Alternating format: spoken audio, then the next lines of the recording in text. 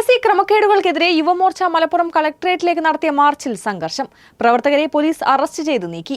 ഉച്ചയ്ക്ക് നഗരത്തിൽ നിന്നും പ്രകടനമായി എത്തിയ പ്രവർത്തകർ കളക്ടറേറ്റ് ബാരിക്കേഡ് തകർക്കാൻ ശ്രമിച്ചെങ്കിലും നേതാക്കൾ എത്തി ശാന്തരാക്കുകയായിരുന്നു.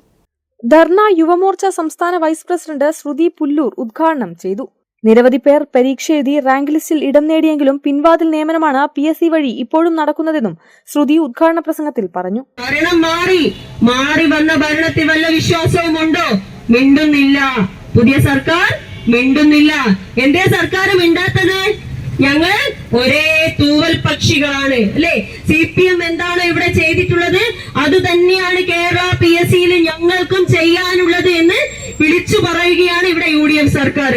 ബന്ധു നിയമനങ്ങൾ, പാർട്ടി നിയമനങ്ങൾ, ഇതിനു വേണ്ടിയിട്ട് കേരള PSCയെ മാറ്റിക്കൊണ്ടിരിക്കുകയാണ്. ധർണയിൽ സെൻട്രൽ ജില്ലാ പ്രസിഡന്റ് രാംപ്രസാദ് അധ്യക്ഷത വഹിച്ചു. OBC മോർച്ച സംസ്ഥാന president Preman master, BJP central ജില്ലാ പ്രസിഡന്റ് സുബ്രഹ്മണ്യൻ അഭിലാഷ്, രതീഷ്, സുബിൻ, അഖിൽ, സായി എന്നിവരും സംസാരിച്ചു. ഉദ്ഘാടന ശേഷം കളക്ടറേറ്റ് റോഡ് ഉപരോധിച്ച പ്രവർത്തകരെ പോലീസ് അറസ്റ്റ് ചെയ്ത് നീക്കി. വനിതാ പ്രവർത്തകയെ അറസ്റ്റ് ചെയ്യാൻ വനിതാ പോലീസ് ഇല്ലാത്തത് പ്രവർത്തകരും പോലീസും തമ്മിൽ വാക്കേറ്റവും നടന്നു.